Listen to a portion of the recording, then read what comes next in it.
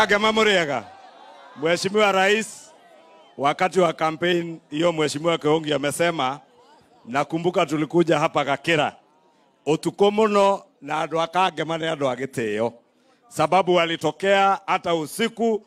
Unakumbuka tulitoka hapo saa 3 ya usiku na watu wa Kangema walitulia, na hiyo kazi Mheshimiwa Kihongi amesema, ikiwemo barabara za Maumau, amekuwa kwa wizara na tumesaidiana kuhakikisha hizo barabara mpaka za Maumau zimekamilika.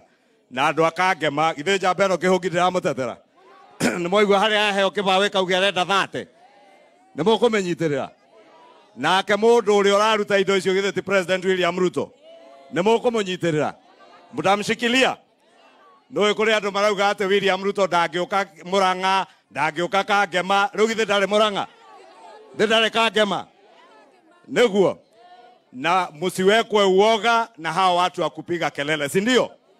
Kelele wapige, sisi tuangalie mambo ya kazi, au sio?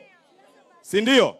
Siasa ikifika tutakuja tuulizane mbunge amefanya kazi gani, governor si idetio Kang'ata na yeye kazi yake, si ndio? Rais na yeye kazi yake, senator na yeye kazi yake, idetiguo.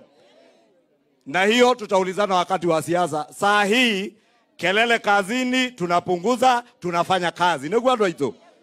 Na mutumia ogwetwo Beti wa Mainari, mama wa kaunti ri, ndenda tunyitagirira na tuthiurukite nake guku na no tuguka guku nake na Kihongi ni undu wa empowerment ya youth na atumia, nigetha ithui tutigirire kiria twetheire thirikari ni tweka atia nikioneka. Sababu Mheshimiwa Rais nilikuwa nasema, tulikuja hapa usiku tukaomba watu wa Kangema watupee serikali na wakakupea kura kwa wingi.